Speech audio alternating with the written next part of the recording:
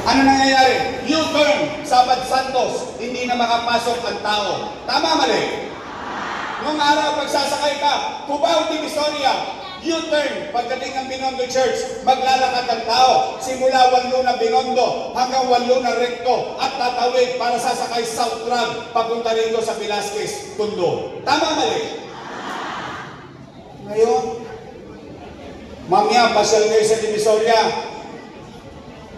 Unti-unti na naman na nagbabalikan.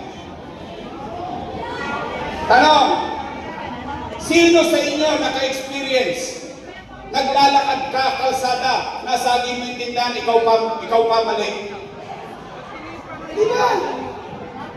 Nung basurero ko, lagi ko naririnig yun. Siyempre, matanda, kakarag-karag ang lakad. Nasagi, hindi kasi nasadya. In the first place, hindi nga niya dapat masagi yun. Dapat wala yun doon, dahil kalsada yun eh. Pero masasaktan ng loob ng matanda, mamumuray matanda, ba't ako hindi magagalit?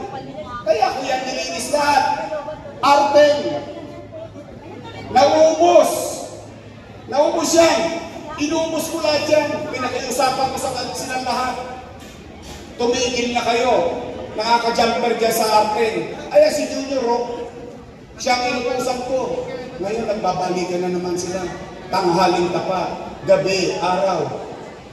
Nay, tay, alam niyo ba, tayo na ang number 1 sa Southeast Asia sa krimen. Ayan o, tingnan niyo. Number 1 na tayo, not Philippines, but City of Manila. Ibig sabihin, imasing ko na ang krimen ulit. Yung mga tulunges nagbalikan na naman. Si Eddie, kilala niyo si Eddie? Eddie sila. Si Pati. Pati mga kasama ni Eddie. O Nay, tay, matanong ko kayo. Gusto niyo ba ibalik ang gobyerno mabilis kumilos? Gusto niyo ba ibalik yung gobyerno sa umaga, sa tanghali, sa hapon, sa gabi, hanggang madaling araw ang gobyerno walang then, make Manila great again.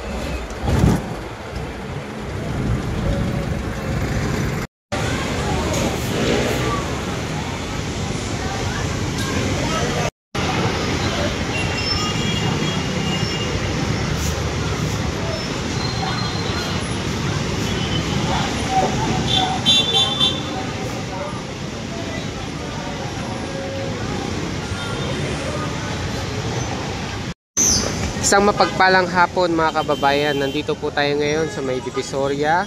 Araw ng November 13, alas 4, mag-aalas 5 po ngayong hapon. So ito po yung sitwasyon ngayon dito sa may Divisoria.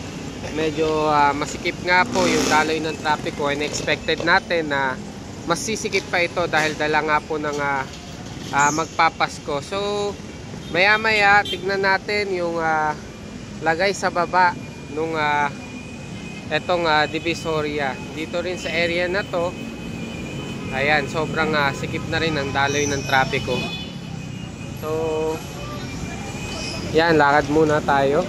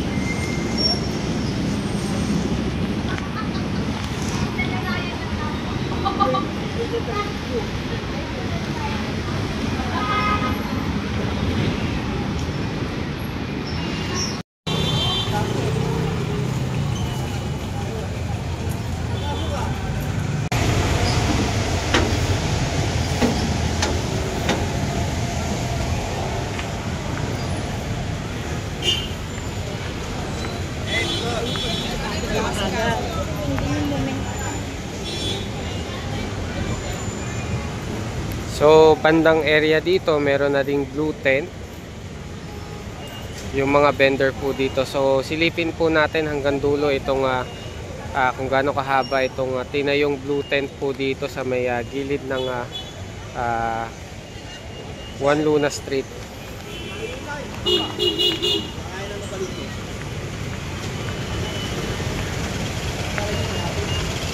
Baybayin po natin ito. So, bilangin natin kung ilan pong stall or tent ang nakalagay po dito. So, parang naging sidewalk na nga po ito. Ayan. So, expected natin na tatayuan to ng mga vendor.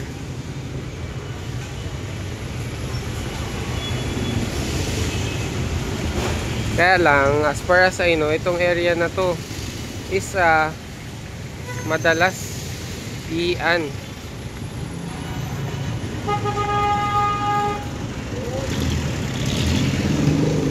So, bilangin lang natin itong tent.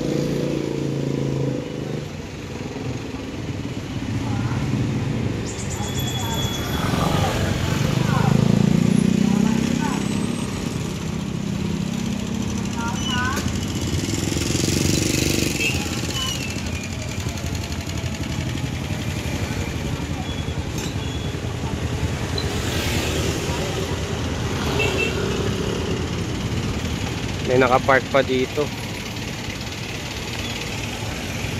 So, wala pang numbering. More than 40 na nga po. Expected mga isang dang stall po ito.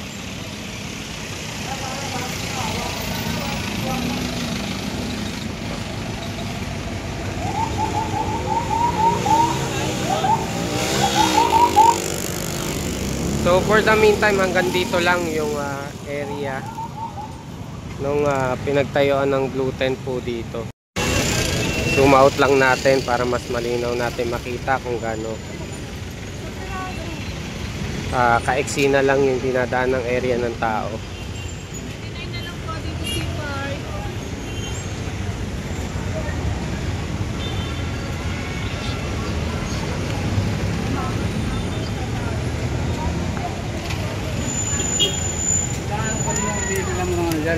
So kung dati wala masyadong vendor dito, ngayon punong-puno na po ng vendor po dito.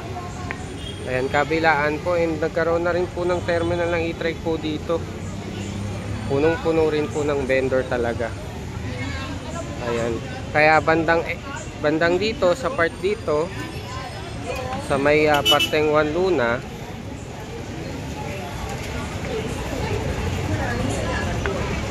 dito ang pinaka laging madalas sumisikip na area. Dito ang hirap daanan, magulo.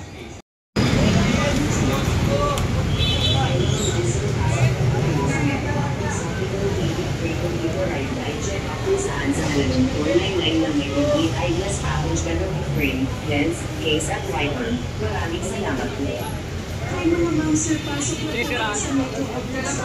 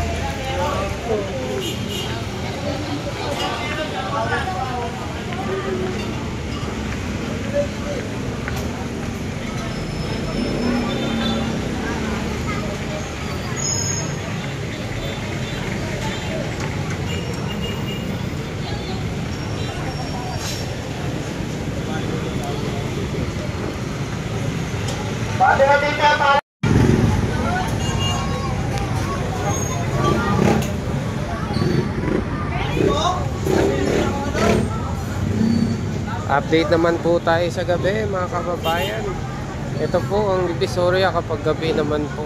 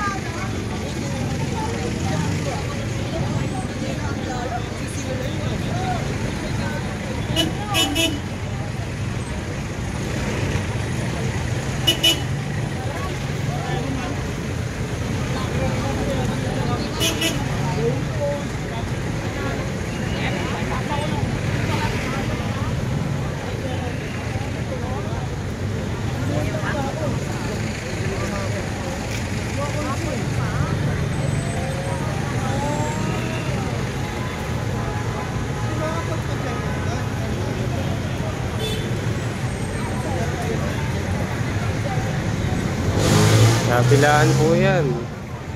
O, dito naman tayo sa area na to.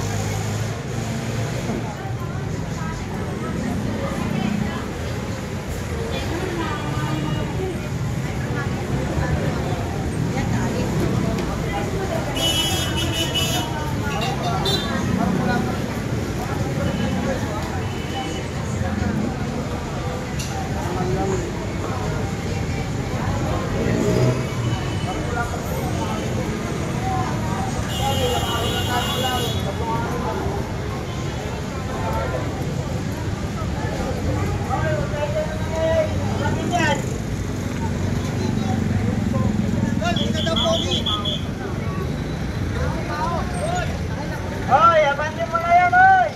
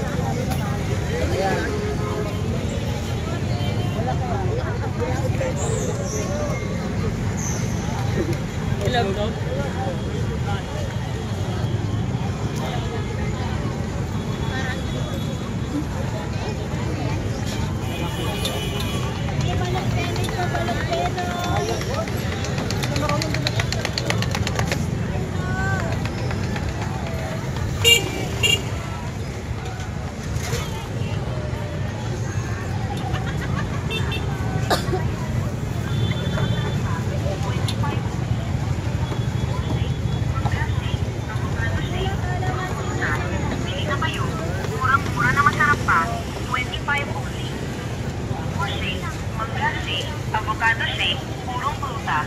Pili na kayo. Murang-mura na masarap pa. 25.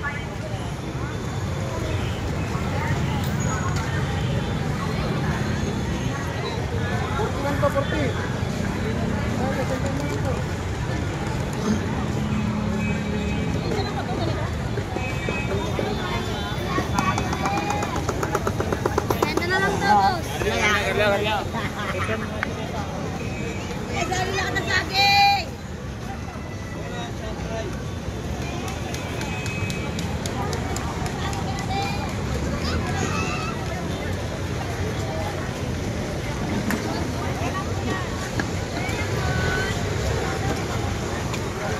Dati laging may bantay area dito ah.